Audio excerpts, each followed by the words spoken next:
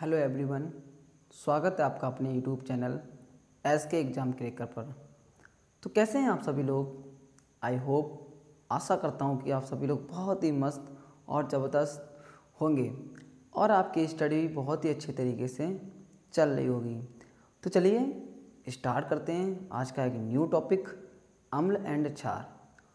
तो मैं आपको एक सिंपल ट्रिक के माध्यम से अम्ल एंड क्षार को बहुत ही बेसिक तरीके से डिफरेंस करना सिखाऊंगा कि कैसे किसी भी कंपाउंड को देखकर हमको यह पता चलेगा कि वह अम्ल है या क्षार है।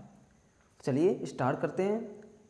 सबसे पहले आखिर अम्ल होता क्या है, अम्ल की डेफिनेशन क्या है? तो आपने पढ़ा होगा कि अम्ल स्वाद में खट्टे होते हैं। आपने क्या पढ़ा होगा? अम्ल स्वाद में खट्टे होते हैं और ये नीले लिटमस पेपर को कैसे नीले लिटमस पेपर को लाल कर देते हैं। आपने यही पढ़ा होगा। और क्षार के बारे में भी आपने पढ़ा होगा कि क्षार स्वाद में खट्टे होते हैं और ये लाल लिटमस पेपर को नीला कर देते हैं। आपने ये पढ़ा होगा। जो आपका अम्ल है वो क्या देता है? आपको हाइड्रोजन आयन देता है। जो अम्ल है वो हाइड्रोजन आयन देता है और जो क्षार है वो आपका यानी कि OH आयन देता है। क्या देता है? OH ऋणायन देता है। तो ये तो आप बहुत अच्छे से जानते ही होंगे और नहीं जानते हैं तो कोई बात नहीं, हर व्यक्ति सीखता है कुछ ना कुछ। तो चलिए स्टार्ट करते हैं। तो सबसे पहले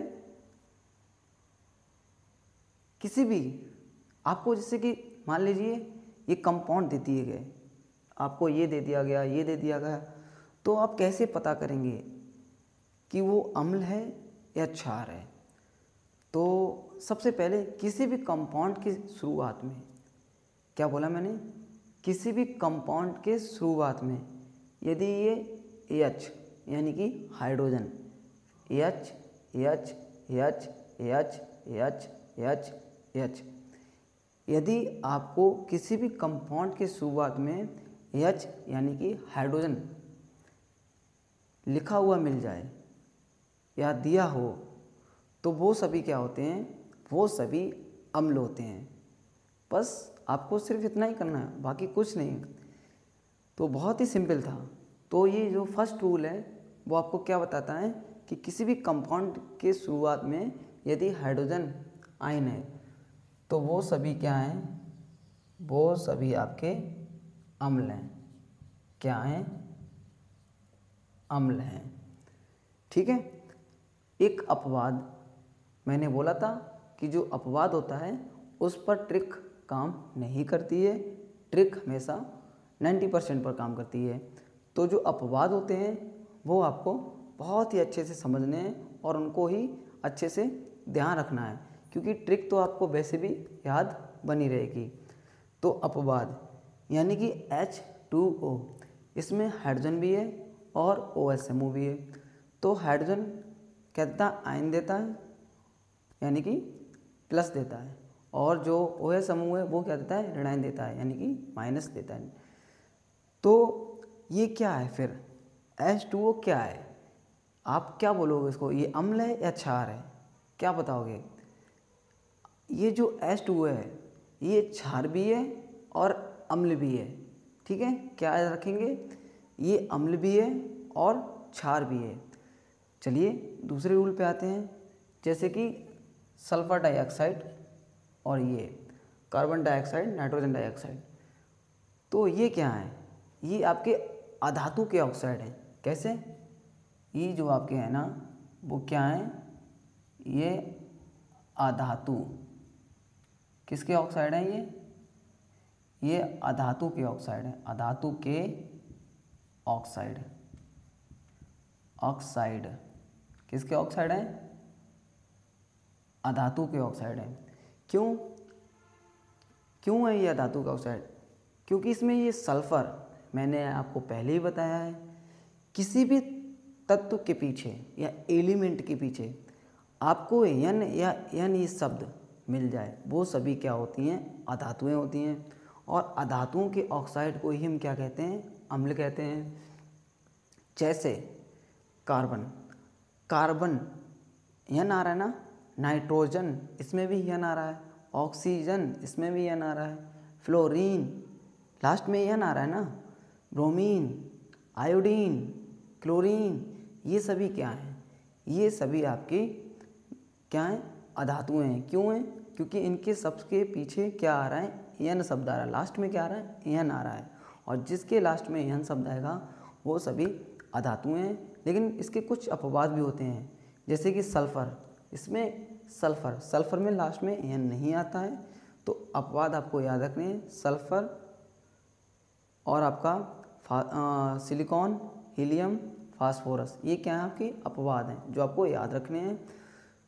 तो धातुओं के ऑक्साइड को हम क्या कहते हैं, अम्ल कहते हैं। ठीक है, ये आपका सेकंड रूल था जो आपको बहुत ही अच्छे से समझ में आ गया होगा। थर्ड रूल क्या कहता है, किसी भी कंपाउंड, इनको हम पढ़ते हैं क्या है, इनको हम पढ़ते हैं कार्बोक्सिलिक अम्ल पढ़ते हैं।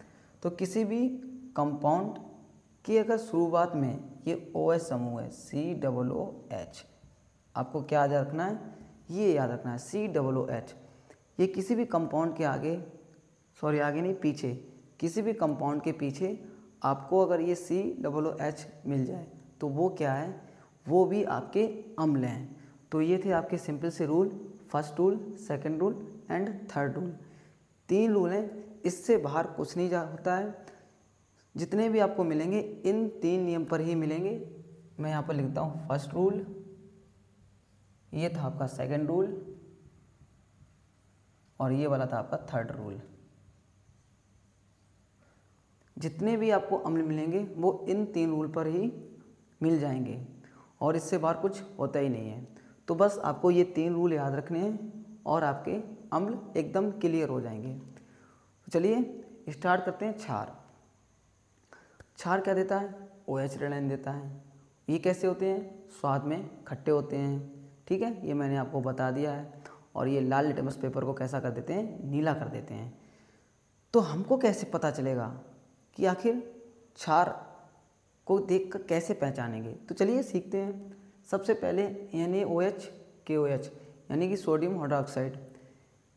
किसी भी कंपाउंड के पीछे, वहाँ किसी भी कंपाउंड के आगे, यहाँ पर किसी भी कंपाउंड के पीछे यदि आपको ये OH समूह मिल जाए, OH समूह, OH समूह, OH समूह, OH समूह, OH OH OH OH, तो वो सभी क्या हैं, बहुत ही सिंपल है, तो वो सभी क्षार हैं।